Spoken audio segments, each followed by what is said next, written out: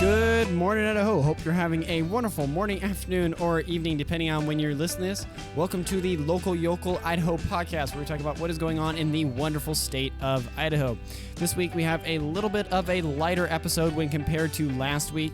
We'll still have some very interesting stories, including plans to build houses south of the Boise airport, a conversation about crime in Boise, a chocolate bar, winemakers moving to Idaho, and a story about a legal fight over in Bingham County with the Republican Party.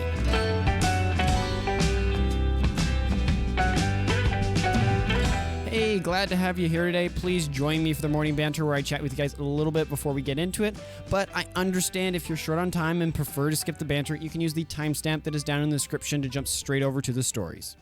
With that said, for all you that stayed, welcome. I hope you all had a wonderful week. I most certainly did.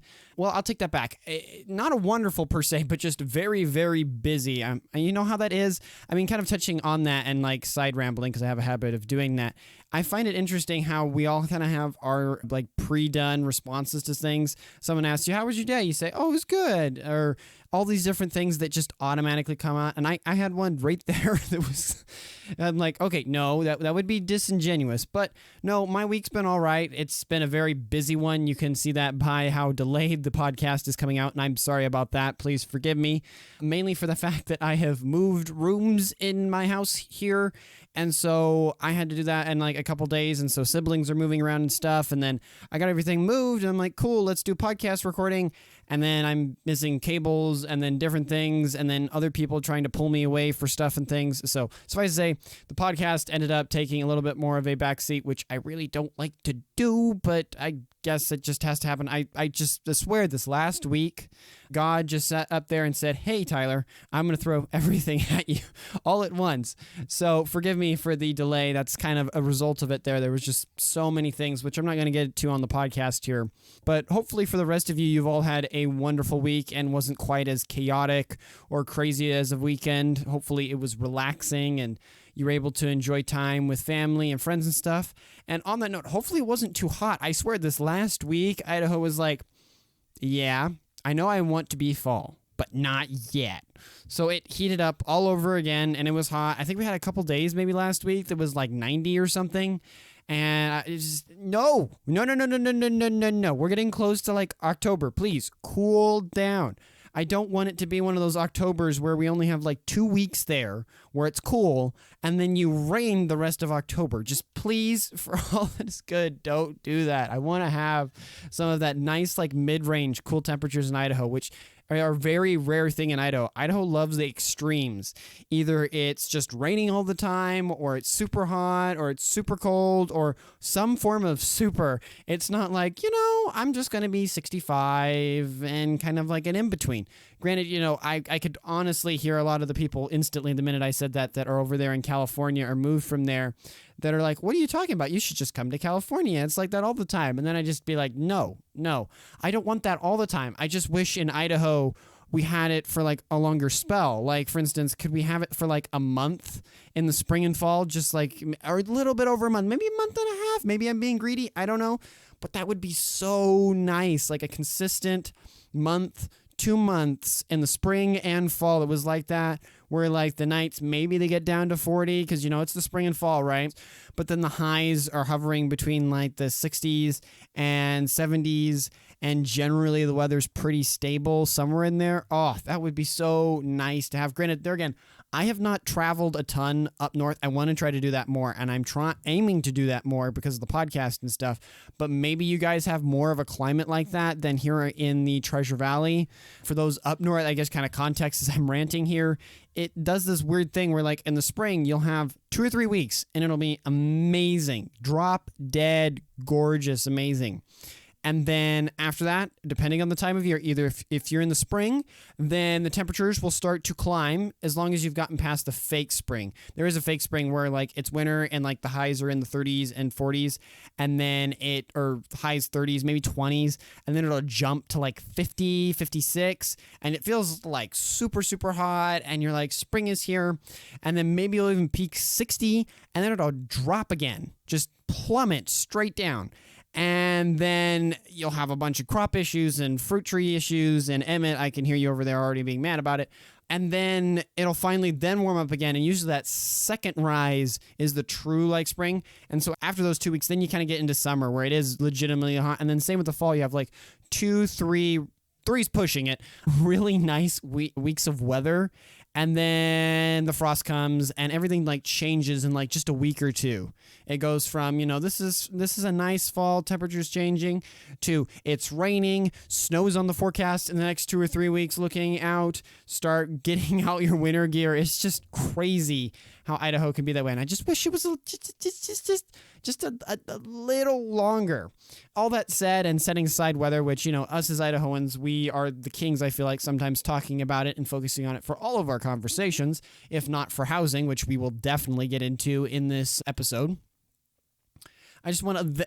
I feel like there's some thank yous in order, especially this last week. The channel has done amazing with me coming out of kind of that vacationary period with the podcast and everything, and hiring John on, who I think last week did a wonderful job on the podcast. Thank you so much. I think the EQing sounded amazing. We're definitely kind of dialing in a couple of the graphics there, but that's a different thing. But that the podcast blew up on Twitter this last week. I was just posting some things. I wasn't trying to like sit there and be some manipulative mastermind, like, aha, the analytics, this is going to work so amazing. And I spent hours and hours with like chat GPT prompts or whatever to try to get it to work. It was just like, oh yeah, that's something I should talk about. Let me retweet that. Let me add that. Hashtag those things. I think that would work well. Boom, sad. And then it did amazing. So to anyone that's listening that discovered over us on the Twitter or X, gotta kind of change there a little bit, welcome. Hopefully you enjoy it. I'm glad you discovered it. And thank you for the support and following over there. And then also, secondly, I still am not sure. This is kind of like the disbelief thing where like someone's like, here's a check for $1 million. And you look and you're like, nah, you can't be that easy, right? Type of feeling. Where I was looking at my podcast software this last week, and if I remember correctly, it was on like Thursday. The viewership like exploded. For context, imagine like, a scale of 1 to 10. The average week sits at about like, 3 to 5, somewhere in there. Thursday like did an all-time record day. It was like on the scale of that 1 to 10, probably like 8 to 9. It just exploded. There were a ton of listens comparative to the average week. If you're people out there that did listen on that day, let me know. I'm super glad to see that you guys enjoyed it on that specific. I don't know why. I'm guessing maybe someone shared it or talked about it, because that's usually when you see explosions like that on a singular day. But I don't know. I'm not going to say no to good things. We'll put it that way. But yeah, just thank you for listening over if that's the case and it isn't a technical glitch. I hope it's not a technical glitch, but also I'm being cautious because software and tech can be that way, especially podcast. You have no idea. The analytics softwares for podcasts is like in the dark ages compared to everything else. But in any case, let's get into the episode here.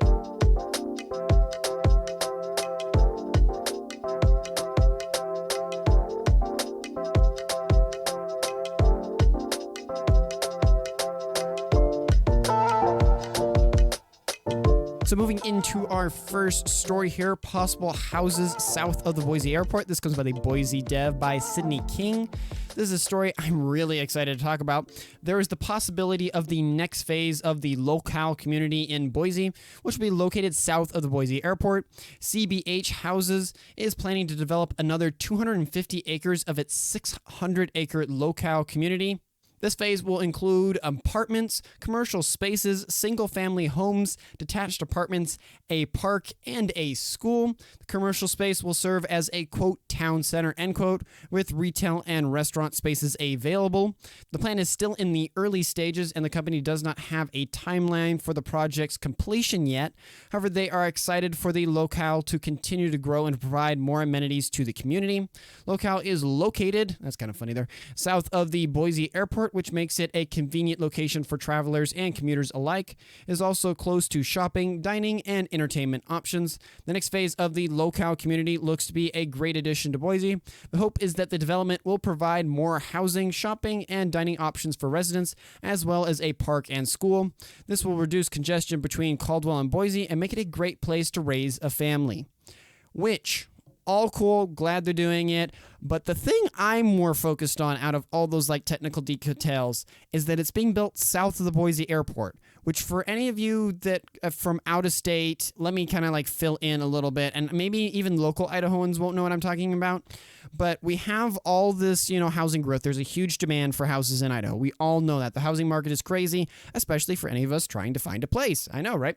And so a lot of those houses have end up heading west of Boise, where, you've got the jobs in Boise, you've got all the different restaurants, entertainment places, and yada, yada, yada, all the jobs that kind of center around Meridian, Eagle, Boise type of area. Not to say there aren't there out in Caldwell, but if you're looking for more of the high-paying ones, they're a little closer into town. But then all the homes ended up being put further out west. And so you have those in Meridian, Eagle, I wanted to say Emmett, but that's up north, Caldwell, Greenleaf, Nampa, that have just exploded with housing and stuff to meet that demand. But then we all forget there is a absolute ton of reasonably flat land south of Boise, just south of the Boise airport. Now, in all credit, I know some people that are part of the military will come back and kind of counter with me and say, well, that's where like the military type of like exercises and different grounds and stuff is out there. And I'm like, okay, that's fair. Well, then just move it to Mountain Home. You already have a ton of stuff you do there. You don't need to do it that close to the Boise, capital of the entire state, right? And it's so close to Boise, you could build a ton of homes. You could build a ton of stuff out there, and you don't have to increase all this freeway infrastructure. You don't have to put so much of this load and stretch it all the way out west. You can just head south into the desert, into kind of just the brush and sagebrush. You can go really far out there and build all these homes and different things, and they've never done it. With that said, I really, this is a story that at some point, if I get some spare time, or if I can grab someone to come alongside to help do some investigative research, this is one of the things I would definitely be looking into, because it seems just like such a wasted thing for me. And that's why this story, I'm so excited to hear this, that they're expanding, they're adding more things in southward. From what I've heard from people, like anecdotally, I haven't gone and like double checked any of this. It's because like the city really doesn't want to sell water rights out there. And so if you want to build anything out there, you're going to have to hook into sewer and like the city stuff and everything. And then the infrastructure out there to like say, oh yeah, we're going to buy this piece of property that's further out so it's, affordable. But we have to bury all these pipes and everything so we can't drill a well or whatever, rather than areas in like Caldwell and Kuna and Nampa and all these other areas have been more willing to do that and allow that. Or in the case of Meridian, it's just way easier to hook into the sewer and utility systems, is why they haven't done that. That's what I've been told. That's what I've heard. But I just don't understand that from a city planning perspective, that Boise would sit there, and that is within their bounds for taxation, and would say, hey, we're totally not going to develop an area that would keep people in Boise, would increase our tax revenue. No. We're going to send those people out of our taxable area for the city of Boise, where we can't tax them. We're going to have them live in Caldwell. We're going to have them live in Nampa. They're like purely capitalistic. I know, I'm very evil here for pointing this out. We're going to have them live all the way over there, and we're going to get no tax dollars besides maybe, the taxes that we get for their work that they're doing in the city of Boise. That makes no sense. From a commuting, logistics, money, financial standpoint, I don't get why more of this hasn't happened south of the airport. I understand some could say there's a bit of a space you've got to give for the airport there because it's an airport and the sound issues and requirements and stuff, and that's a fair point. Then just build just a little bit farther out. And if it's the water rights, come on, let them drill. Let them get some well. I know there's the concerns about the aquifer. That, I think, is a legitimate counter I could see, but I don't know. That would be an interesting discussion to have someone with that. I've heard some people, especially more environmentalists, wringing their hands about the aquifer and we're pulling too much out of it and wells are going dry and things. And I'm naturally more inclined to be suspicious of that crowd, but there is definitely a time that they are right and they're speaking the truth. So I don't know, but But all that to say, and that rambling aside, I think this is a really, really good thing, and I'm hoping this concept proves out well, and then more industries and more developers will put houses there, which will hopefully decrease the strain on I-84 and the freeway, because people can just drive from the south straight up into Boise rather than having to travel the entire length of the valley to come in and commute and do all these different things. So I think this is a wonderful development. Now, keeping with the Boise theme and kind of crazy stuff, we have our next story here. Crime rises in Boise. Who is to blame? This comes by the Boise Dev by Margaret Carmel. So a very, very long article from the Boise Dev on the Boise Police Force and gun-related events with them. According to the article, the Boise Police Department has shot more people in the first 2/3 of 2023 than they have in decades. For context, so far this year, 6 encounters with the Boise Police Department's officers ended in shootings, with 4 of them fatal for the suspects. The shootings have drawn the department into the public eye once again after a tense few years of headlines. Tensions over Mayor Lauren McLean's management of BPD and issues of civil rights and police oversight have been brought to the forefront during her first term. These issues are also bubbling up in her re-election campaign for mayor. So far, none of the investigations into the 6 shooters in 2023 are complete, and most details aren't public. No body cam footage from the shootings has been made available for either. Mainly, side note, me interjecting here from reading the article, whatever. I forgot to add this into my script, but they're not added in there because technically when that footage is added in or different evidence or things, especially with an officer or something, it's considered like a private matter for like the investigation and stuff. So until it wraps up, they aren't technically, according to like bylaws and legal things, allowed to release it.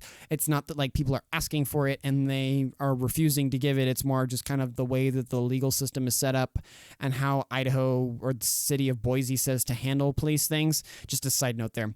With that said, Margaret goes into some details about the 6 shootings, and in the interest of sharing the facts, I'm going to go through them. If you want to go right to my discussion, you can skip ahead there.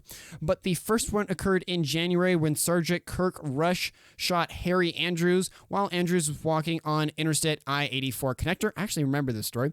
Rush said that Andrews showed a weapon and would not listen to his commands, so he fired his gun. Andrew was treated for a non-life-threatening injuries. The second happened in West Boise soon after, at the end of January, when Eli Nash was shot by Officer Kip Pepparello, hopefully I got that last name right, when he and the officers from the Idaho Department of Corrections tried to take the suspect into custody for violating parole.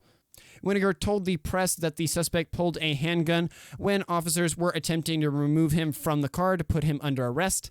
He died at the scene. The third happened in March when Officer Nicholas Kitana and a Ada County Sheriff's deputy both shot a 22-year-old man who pointed a weapon at them near the Timberland High School, which turned out to be a highly realistic BB gun. He survived the event and was hospitalized. The fourth happened in the early morning hours of June 24th when officers said they approached a, quote, suspicious vehicle at the intersection of 5th and Main Street in downtown Boise, right around the time nearby downtown bars were closing. Police said they, quote, attempted to make contact, end quote, with Peyton Wasson before he ran away from officers towards Idaho Street with a firearm. Wasson was shot in the head and died. 4 days later, officers confronted a rifle-wielding Macy Juker in Boise's north end. The officers returned fire, killing him on the scene. The details of the incident are still under investigation. Officers have remained tight-lipped, but reports from the Idaho statement said neighbors saw Juker with what appeared to be a semi-automatic rifle in the street prior to the shootout. BPD said officers were, quote, immediately engaged, end quote, in gunfire upon responding to the call. And lastly, the 6th incident happened earlier last month with Seppel Andrew Johnson and Officer Grant Miller fatally shot Christian Johnson in the parking lot of the Boise apartment complex near Boise State University. BPD said Johnson himself called for assistance, spoke to officers from his balcony, and then came downstairs before he was charged with a sharp or hitched weapon. So on Twitter, I talked about this a little bit. I saw this story originally there and then kind of followed it up. I think the exact editor, what's her name, scrolling up here, Margaret Carmel. I follow her on there on Twitter, and she posted a comment about it with a conversation about the story. Hands down, I will say this is one of the longer stories I've talked about from the Boise Dev. It took me quite some time to read through. Good article. Highly would recommend it. There are bits where you have to kind of jump around, but still a very good read if you've got an evening to kind of enjoy and consume that. But any case, coming back to the whole Twitter thing, when I first saw this story, my first inclination was, cool, that's a good sign. And let me explain that. So what I mean by that is when I hear up here, for context, so far this year, there have been 6 encounters but ended up in shootings and all that and everything. That's a good sign. It's a sign that the police force is willing to use weapons to enforce accordingly their laws. The question shouldn't be how often they use their guns and how often people got shot in the process, because that's just an exercise of force. Any police force should be willing to do that, especially if you're having more crimes. It sends a message to criminals that, hey, don't do crime. It's like sitting there and saying, you spanked your child like 6 times this week. Well, how many times did they disobey this week? Well, 6 times. Good. Not saying that every punishment requires a gun. I'm not saying that at all. But I think that's a good sign. The example I gave on Twitter, to be precise, was that if we had more burglar arrests than we had burglaries, that's a good thing. We caught more than got away or even did the crime. That's a good sign. A use of a firearm is not a bad thing, especially when I was reading through this whole article here, and then, you can hearing my script as well and summary of it. A lot of these instances, I would say the officers were fully warranted in using the force that they are given to exercise. That the guy's like, well, I mean, there is that one with the BB that's kind of a little bit iffy there and everything, but I don't blame them for being cautious and using the weapons at their disposal to both keep themselves safe and to protect the general public, because police are also people too. I think we often forget that. And so do I when I interact with them sometimes, but that's a different thing. But definitely, I would say this is a good sign and not a bad sign. This article is kind of coming from the leaning, I feel like, but she's doing a good job of being objective, but coming from the leaning of saying that this is a bad thing. How could this happen? And I'd be like, no, that isn't a bad thing. If we see nationally across the country, and I have no doubt it has an effect here in Idaho, right? We're seeing increased crime rates. Also, we have more people in Idaho. The more people you have and the more densely you have them packed, you're just going to have more crime. Why? I would argue because we're sinners and desperately wicked, and the default state of man is not good, but I can hear the atheist and the non-Christian arguing with me, but that's a different discussion. But statistically, when you get more humans together closer, you need more law enforcement to keep it. There's a reason for New York City to stay functional. It has to have a police force that is larger than some armies of some small countries. It is crazy just to keep law and order in an already corrupt and crime-filled city. Let's be clear about that. But I think that's part to be expected, to see these numbers kind of increase, and it's disingenuous to be like, look, the Boise Police Department, there's more shootings happening, blah, blah, blah, blah, blah. Yeah, there's more people, and thus the law has to be exercised more often because more crimes are going to happen because you're going to have more people. And also, in a just society, you're going to use those firearms. If you go and you mess with the bull, be prepared to get the horns. And a lot of these, credit, I think, should be given to the Boise Police Department. It seems like reading through these, a lot of these people didn't actually end up dying. That they were just minor injuries, or that maybe they did get shot, but then they fully recovered from it and were non-life-threatening injuries.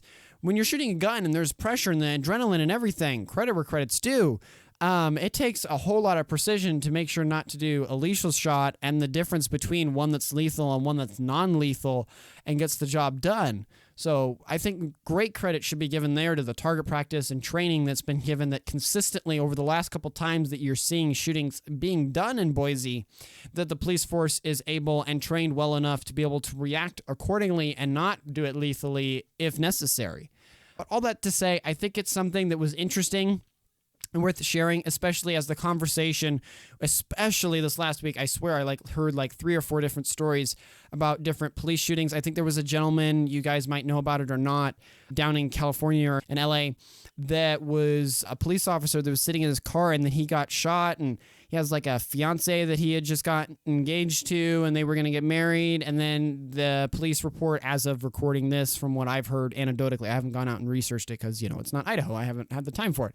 But that they think it was because he was being targeted because he was an officer, which is really sad to hear because on the one hand, there's kind of this back and forth that you have between officers and the general populace. And if that kind of breaks down, that's not good. You start getting into areas of anarchy, and especially in a big city, it doesn't last. That city will rip itself apart, which is really, really scary to kind of see what's happening down there in LA. Thankfully, I don't have any family or friends down there, so if things go crazy, I don't have to worry that much. But for people that are there and do have family and friends there, a lot of prayers both for the gentleman who was shot and his family who are grieving, and his fiance, because I cannot imagine, especially nowadays, how saddening, how taxing that can be to be in that situation, and also be praying for the people that live there in LA that they will hopefully be able to figure out and turn the boat around, which is that city. But coming back to Idaho, I think this is an encouraging story. I know the writer of it, Margaret, probably didn't mean it to be encouraging and more to be like a wake-up piece or whatever else, but something worth knowing about, and I think an encouraging thing from my perspective. But coming out of the kind of serious stuff that we talked about with the first two stories, this next one is a bit more fun and lighthearted. Free skating in Grove Plaza. This comes by the Boise dev by Donde. So there is a new skating rink that's coming to downtown Boise. The Grove Plaza will be adding a square-shaped skating rink centered around the Christmas tree this year. Gliding on the Grove will start in time for Thanksgiving and the Festival of Trees and run through the end of January. Unlike traditional ice skating rinks, this rink will use a synthetic material that is said to be like ice, but isn't temperature dependent. This means that the rink will stay open even if temperatures are warm. The project is expected to cost $445,000, and organizers have raised a little bit more than half that amount. They're hoping to fundraise for the remaining $150,000. Wink, wink, wink. The donations will help the activity be free for both skating rentals and for ice time being provided at no charge. The ice ribbon at the Caldwell's Indian Creek Plaza has proved to be a popular destination, and the Grove Plaza effort will add another just-for-fun outdoor rink. The new winter skating rink in downtown Boise is a great addition to the city's activities. Hopefully, it will be a fun and affordable place for people of all ages to enjoy the winter season. Which I have been over at the Indian Creek Plaza skating rink many a time, and I think it's awesome. I remember like the first time I ever did ice skating, and I think for a lot of people in the valley, I don't know about up north and that and everything, but here in the valley would probably be the Idaho Ice Center, Ice World. I'm probably blanking the name there. That's kind of out south of Boise, and they do a great job, but it's definitely more intimidating because you go into this big building, and then you go out in this ice skating rink, and then you've got some people, because it's so big, right? And some people have their passes that are like professionals, and they're doing all their stuff out there and everything. But then they built the one out in Indian Creek, out in Caldwell, where I now live. At the time when I moved, they didn't have it, but they got it like done a year or two just after we moved out this way. And it's been a real joy. I will say, if you're someone who's scared of it, if you've ever done rollerblading, like not ice skating, but rollerblading with like roller drums or whatever, or if you feel not super confident about ice skating, go do some rollerblading. The physics of how you move your feet are very, very, very simple, or similar, not simple. And if you are good at rollerblading and you've done it before, gotten comfortable with it, it doesn't take too much more to pick up ice skating. Granted, as I say that, every year I come back to it, and like the first time I get back on the rink, I'm a little rusty, and someone's like, "Oh, we went out like the January or whatever, and you were blah, blah, blah." And I'm like, yeah, that was January. It's been a whole year, right? So, use it or lose it, right? But I think this is really cool. It's been amazing to have that here in Caldwell. And I know it's attracted even some of my friends in Boise that wouldn't otherwise leave Boise. That's an interesting other discussion, that just haven't wanted to leave Boise, but they'll come out to that. And it's been super enjoyable. The prices are affordable. I like the idea here. They're trying to like raise money, so it's a free thing. I would say there's nothing free in life, so you're going to need to come up with some form of revenue stream to really make this profitable, but that's a different thing altogether. But I think this is going to be a really cool addition in Boise, so that both Caldwell and Boise, the two ends of the valley, have this. It seems to be a super popular thing, and I know when I've read like books and stuff, it used to be really popular in the past in like the 1800s, people in the winter, like, yeah, we'll go ice skating. And there was all these public ice skating venues to go do. And I wonder if that DNA kind of bled through from the habit that like in the past, everyone understood that you had to learn to dance. Like everyone did. There was a certain amount that like you knew how to ballroom dance or you knew how to swing dance. And so when you went on dates and stuff, everyone just like, yeah, you knew. There was varying levels of how well you knew how to do it and how comfortable you were, but everyone knew how to do it. And I think that kind of bled over into the ice skating, that they're like, well, unless we have a big venue or want to pay for a place, let's do something that's kind of unique to the winter and the cold season. And so ice skating kind of became that thing and having public things. And then it kind of went away, I think. And then it appears to be coming back a little bit. I might be wrong on the historical things there, but I think it's a really, really cool thing. If you've never done it, highly, highly recommend it. Even the Caldwell one, hopefully, actually, now that I think about it, hopefully when they add this one in Boise, it'll take the traffic off. Not to say that the Caldwell Indian Creek one gets like super bad. You can definitely be there at times when it's not super crazy. And they also have like a bunch of different fires and things running, so you can kind of warm your hands and heaters and stuff, so you're not like freezing all the time. But I'm hoping by like adding these two, it will kind of decrease the how busy each one of them are, so that you can have those more nice evening. There's more of those open. Not to say you can't have them, but hopefully it will decrease the load out here. And I think it's a wonderful thing to be adding. Granted, don't get mad at me. I know it's only September. I'm one of those people. I don't like to talk about Christmas and winter stuff, but this was a story that I just couldn't pass up, and I wanted to mention, especially when they're trying to raise money on it. So if you're someone who's interested, you might want to reach out to them. I may end up doing that. I'm not sure yet. To try to help them reach that extra, what was it here, $150,000 they're trying to raise for the total cost, which is $445,000 is the total cost they're going to need for it. I will admit also the synthetic material for ice. I'm very, very curious about that. I personally would say just stay with ice, but maybe they're trying to decrease maintenance costs, which is fair. But that's really, really interesting. And if it all plays out and ends up happening, it'd be really cool to see what exactly that material is. And hopefully we can do a video on it here. Now, as I said, a little bit more of a shorter episode, and coming into our last story and our fun one. I try to save it here for the last one. Chocolate bar comes to Eagle. This comes with a Boise Deb by Ann Daly. A sweet story out of Eagle here. There is a new chocolat bar comes to Eagle, which will be serving gelato. The chocolat bar, which I had not heard of until now, has been serving handmade chocolates in downtown Boise for nearly 20 years. My goodness, I'm definitely out of it here. Now they have a second location in Eagle and will be serving up a sweet new treat, gelato. The chocolat bar gelato is made with fresh, high-quality ingredients and is available in a variety of classic flavors such as chocolate, vanilla, pistachio, and strawberry. They are also offering many unique flavors such as salted caramel, lavender, honey, and affogato. In addition to gelato, the Chocolat Bar Eagle location also offers a variety of solid, dark, and milk chocolates, also including truffles, caramels, toffee, dipped chocolate, candied oranges, and dipped cookies. All their chocolates are made with high-quality cocoa beans and other ingredients. For those who love chocolate and sweets, the Chocolat Bar looks like a great place for a special treat or to find a gift for a loved one. They offer a wide variety of sweet treats to choose from, and their products are made with high-quality ingredients. Which, I'm just surprised. 20 years in Boise. I didn't know that was around for that long. I guess wherever this is at, I've missed it. When I saw the name, I was like, this is a great idea. Chocolate Bar. Or I told my editor about this when I was recording. He's probably going to, or I would like for him to clip it out because it doesn't fit in the context. But this part I do want him to keep in is that go into like Google Translate. I use it sometimes when there's words that I can see and I'm like, I have the way that I want to read that word, but I don't think that's the way it's said. And then I'll put it into Google Translate and it has like a little speak function. If you put the word, which it's CHOCOLAT for this establishment, and you play it, it's like, what was it? Let me look it up again. Chocolat. Hopefully I'm saying that exactly right. But if you add the E, it instantly changes to chocolate. The only difference is an E, which is kind of crazy.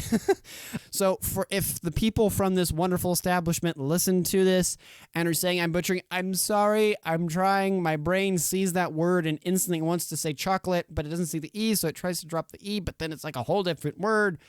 English. It's a difficult language, but definitely a really interesting thing. I know for most of the time when I've wanted to get nice locally made chocolates, I usually go over to the Weezer Chocolate Factory.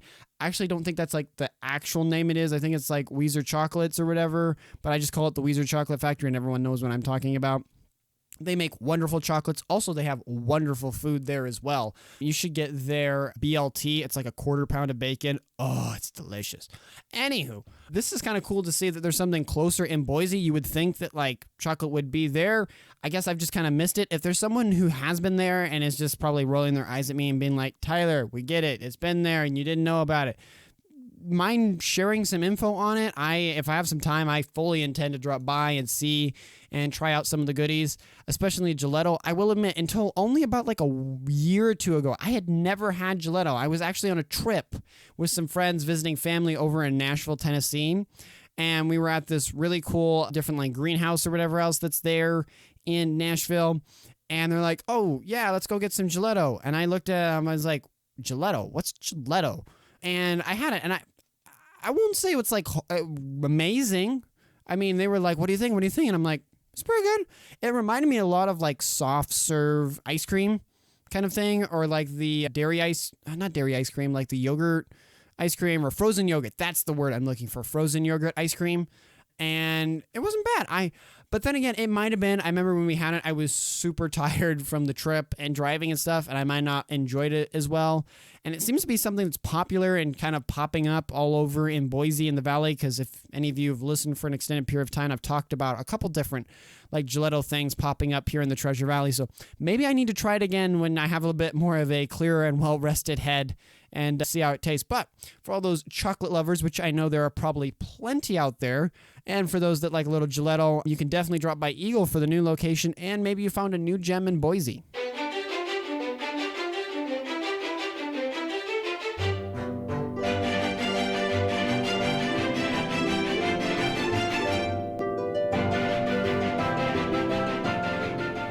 Moving into the Quickies, these are stories that weren't worth a full story and discussion, but I still felt were worth talking about and sharing with you guys. Our first one here is Eagle sues Home Depot. This comes by the Boise Dev by Margaret Carmo. So the city of Eagle is in a lawsuit with Home Depot. The city is suing Home Depot for allegedly violating city parking regulations. The complaint alleges that Home Depot is using more than the allowed 44 parking spaces for outdoor sales and storage. The city has sent multiple letters and met with store managers in an attempt to resolve the issue, but no action has been taken by Home Depot. The city is now asking the court to enforce the parking regulations and require Home Depot to remove any items encroaching on more parking spaces than the city code allows. Home Depot has filed a response to the lawsuit, denying the allegations and saying that the city's complaints failed to state a claim. The case is now in the early states of litigation. It is unclear what will happen next in the case. However, it is clear that the city of Eagle is serious about enforcing its parking regulations. If Home Depot is found to be in violation of the code, it would require them to pay fines and remove the items from the parking lot. Next one, and continuing with our theme there of kind of cooked and baked goods, Rose Hill Bakery in Caldwell. This comes with a Boise Dev by Autumn Robertsons. Over in Caldwell, there is a bakery run by Crystal Bubish. She says she's always been passionate about cooking and baking, and after running a small meal prep business for several years, she decided to open her own bakery. Rose Hill Bakery opened a little over a year ago, and Bubish took ownership 5 months ago. One of the Rose Hill specialty items is sourdough. Bubish's daughter, who also works at the bakery, is the sourdough expert. She uses all kinds of different scoring methods to create beautiful and delicious loaves of bread. Bubbish is committed to using clean, high-quality ingredients in their bakery. She doesn't use seed oil, artificial colorings, or dyes. She also offers a variety of gluten-free and dairy-free options. Ooh, interesting. I know a lot of people that are probably going to be interested in that. In addition to its retail business, Rose Hill Bakery also wholesales its products to local coffee shops and grocery stores. Bubbish also expanded the bakery's hours and added a variety of new items, such as tea, lattes, and coffees. Her goal is to make Rose Hill Bakery a one-stop shop for everything baked goods and coffee. Bakery looks to be a great place to find delicious, high-quality baked goods and coffees in Caldwell. And continuing and attaching to the alluded story I talked about in the hook earlier and kind of the morning banter, Idaho mortgage rates. This comes by KTVB7 by Abby Davis. A little bit of an update on the housing market in Idaho. One of the many challenges for home buyers in the Treasure Valley is mortgage rates. Mortgage rates in the Treasure Valley are above 7%, making it challenging for the market for some people looking to buy their first homes. Yes. The 30-year fixed-rate mortgage average is 7.18, which is about a 1.5% increase from last year. This is a shock for many people who are used to lower rates, but it is not uncommon. The historical average for the 30-year fixed mortgage rate in the U.S. is above 7%. It is hard to predict when rates will come down, but they hinge on inflation. Loan officer Chris Ubaraga, hopefully I got your last name right, said current rates might actually help some home buyers. Doubt that. He said that lenders can help people structure deals that lower their monthly payments. He also said that sellers might be more willing to negotiate since inventory is low and there are fewer buyers. Ubaraga encouraged people to work with reputable, trusted mortgage officers. Jumping out of the housing market just for a second and back over to Caldwell, Winemakers move to the Northwest. This comes by KTVB7 by Leah Pizzetti. So as many of you may or may not know, the area around Wilder and Greenleaf and Caldwell is home to several world-class wineries, and it appears that those numbers are only going to grow. The wine industry in the Northwest is growing rapidly, with both Washington and Oregon surpassing 1,000 wineries in recent years. One of the reasons for this growth is that the Northwest is a more desirable place to grow grapes than it used to be. Several factors are making it more difficult to grow grapes in California, the original place for most of these places, with more frequent fires, smokes, and power outages. As a result, many winemakers are moving to the Northwest, where climates and society is more stable. However, the Northwest is not immune to those previously mentioned factors. Winemakers in the Northwest are facing challenges such as an earlier heat spike and warmer winters. These challenges can ruin crops and damage vines. Despite these challenges, winemakers in the Northwest are optimistic about the future. They are working with researchers to develop new ways to grow grapes in the changing climate. And coming back into the housing market, kind of took a little bit of a reprieve and came back here. Idaho home prices spike. This comes by KTVB7 by Justin Core. Here is a little bit of an update about the housing market. As many of you well know, Idaho has been a hot housing market for years now. Well, according to data collected from Zillow, Idaho has experienced the biggest spike in home prices since 2012. The average home price in Idaho has increased by more than 78% over the past 5 years.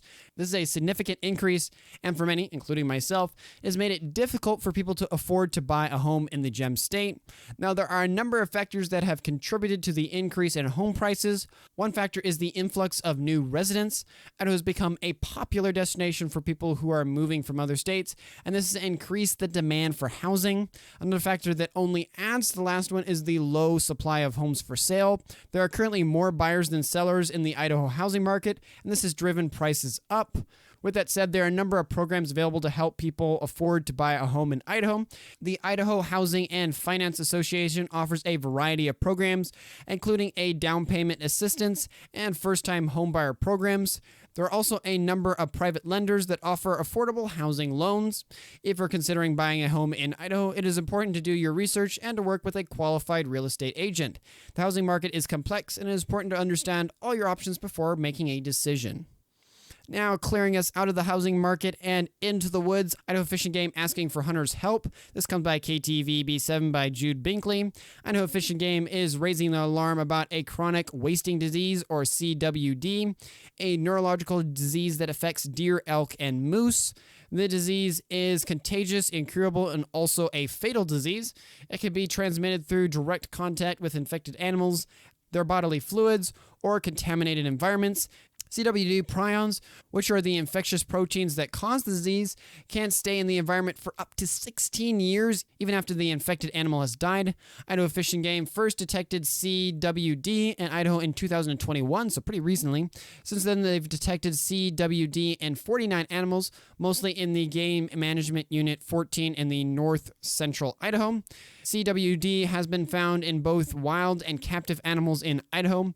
Idaho Fish and Game relies on hunters to help it monitor the disease, so they're asking for hunters across the state to provide samples from deer, elk, or moose they harvest. Samples can be collected by hunters themselves or at a Fish and Game regional office or check station. All that said, there have been no reported cases of CWD affecting humans, but the Center for Disease Control recommends that people don't eat meat from animals with CWD. Coming back to the valley and out of the woods, we come to Nampa. Wastewater fees increase for the 4th year in a row. This comes by the Boise Deb by Autumn Robertsons. For those in Nampa, you might want to listen carefully. The Nampa City Council approved a 16.75 increase in wastewater fees last Tuesday evening. The average monthly fee will increase from $51.58 to $59.81 effective October 1st.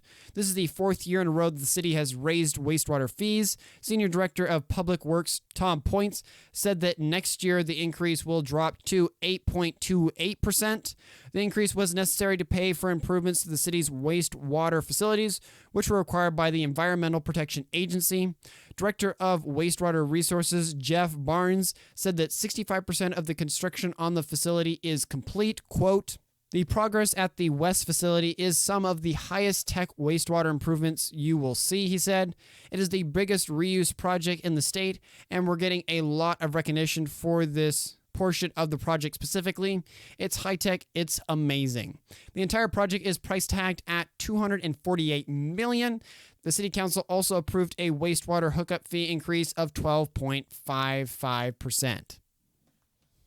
Speaking of health and things, health advisory for Island Park Reservoir. This comes by East Idaho News by staff. The Idaho Department of Health and Welfare, DHW, has issued a health advisory for Island Park Reservoir, urging caution when recreating in or near the water. Recent samples from the reservoir have shown high levels of a toxin-producing cyanobacteria. The toxin produced by these bacteria are called cyanotoxins and can be harmful to people, pets, and livestock. DHW is working closely with the Idaho Department of Environmental Quality to monitor the situation. They are also advising people to take the following precautions. 1, avoiding swimming, wading, or other contact with water. 2, do not drink or cook with water. 3, do not let your pets or livestock drink or go into the water. 4, wash your hands thoroughly after handling fish or objects from the water. 5, if you choose to eat fish from the water, clean and wash them thoroughly before cooking. 6, watch for symptoms of cyanotoxin exposure such as rashes, hives, red eyes, wheezing, coughing, shortness of breath, stomach pains, diarrhea, vomiting, headache, muscle weakness, or dizziness. If you experience any of these symptoms, seek medical attention immediately. So basically, if you're not feeling great, you might want to check it out if you've been near the water. And then lastly, monitor media reports and WH's website for updates on the situation. Cyanobacteria are naturally occurring algae that form blooms in water bodies. Blooms can occur when water temperatures are warm and there are high levels of nutrients in the water. Cyanobacteria blooms can be harmful because they produce cyanotoxins. Cyanotoxins can be ingested through drinking water, eating contaminated fish, or inhaling water droplets. They also can be absorbed through the skin. If you think you've been exposed to cyanotoxins, it is important to seek medical attention immediately. You can contact the Poison Center at 1-800-22-1222. Next, and in a little bit of housekeeping, city office races for Idaho Falls, Amazon, Swan Valley, Iona, and Yukon. This comes by the East Idaho News by Andrea Olson. So there are some upcoming elections in Eastern Idaho. The election day for them is November 7th, don't forget. And there will be races in Idaho Falls, Ammon, Swan Valley, Iona, and Yukon. Here's a rundown of the candidates running in each city. Idaho Falls City Seat number 1, Michelle Z. Dingman. Hopefully I got that right. She is the incumbent.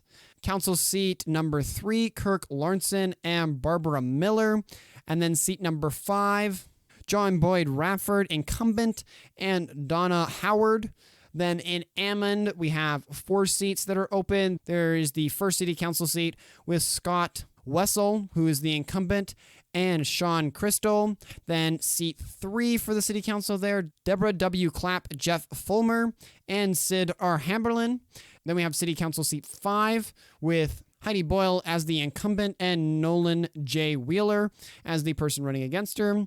And then lastly for Ammon, city council seat number 4 with George Vander Meer as the incumbent and Robert Loveland and Chris Oswald all running against him on that. Then in Swan Valley, the mayor, Cameron Manwaring, also it looks like he's running uncontested. So we'll see if someone pops up or not. Then as for the city council, 2 seats are open. Stacy Cernovich is the incumbent, running again for that. Dusty Jacobson, as the incumbent, is also running for one of those. And Michael Allen is not running for re-election, so we'll see who ends up running for that. Then over in Iona, also on the city council, there are 2 seats open. Robert J. Gray, incumbent, is running for that. And then Peter J. Wadsworth, also incumbent, running for one of those. And then you have Jeb Casper, Christy Cook, and Riley Farnes also running for those positions and trying to fill those as well. And then last, in Yukon, the city council has 2 open seats. John E. Brazier is running as the incumbent, and Kevin W. Gomes is also running against that for it. I encourage you to learn more about the candidates and the issues before you go to the polls. You can find information on the candidates' websites, social media pages, or in the local news outlets. You can, and I also highly recommend attending candidate forums or debates. Voting is your civic responsibility as a citizen of this blessed country. Make sure you use your voice and it is heard in the upcoming elections. And then coming to our second to last story up north in Sandpoint, luxury homes and environmental impact. This comes by the Donner County Bee by Lauren Reichenbach. So up in Sandpoint, there are some debates being held about the proposed construction of a luxury housing and private marina near the mouth of Trestle Creek. The developer is proposing to build 5 single-family estates and a private marina with 105 fixed pier docks. The project would also reroute Trestle Creek's north branch and excavate an island and peninsula. The project has drawn concerns from local residents and conservation groups who worry that it will damage the critical bull trout habitat in the area. Developers have countered that the project will not harm the bull trout. They say that the rerouting of the creek will actually improve the habitat for the bull trout because the island that is there was man-made, and removing it will put it back to its natural state. However, the conservationist groups are skeptical of this claim. They say that the project will increase noise, pollution, and family and kids recreating in the area, which will have a negative impact on the bull trout. The project also raises concerns about public access to the Trestle Creek, the mouth of the creek, which is currently closed to fishing because it is a bull trout habitat. Developers have not said whether they will allow the public to access the creek after the project is built. The Idaho Department of Lands is currently reviewing the project. They held a public hearing on the project on September 6th. The department is expected to make a decision by the end of the month. And coming to our last quickie here, and one I teased on the hook earlier, Republican Party in Bingham County files a lawsuit. This comes with East Idaho News by Mary Boyle. So there is a legal battle burning between the Idaho Republican Party and the Bingham County Republican Central Committee. The Bingham County Republican Central Committee and Chairman Matt Thompson accused the Idaho GOP and its chairwoman Dorothy Moon of using, quote, bull tactics, end quote, in a recent election within the local party. According to the Bingham County GOP, Moon inappropriately used her power and authority to negate an election within the Bingham County Republican Central Committee. The lawsuit was first filed Thursday, but then Bingham County Republicans filed a motion for a temporary restraining order and injunction against the party. A judge granted the temporary restraining order on Friday afternoon, just hours after the lawsuit was filed. This means that the Idaho GOP cannot hold any meetings to elect officers to the Bingham County Republican Central Committee until the elections can be reviewed. Moon is also prohibited from appointing nominees on the behalf of the GOP for the vacant positions of the Bingham County Prosecuting Attorney until a review of Thompson's appeal can be completed. The hearing on the matter has been scheduled for September 28th. Until then, neither the state nor the local GOP can make nominations for the prosecutor's position. It remains to be seen how this legal battle will be resolved.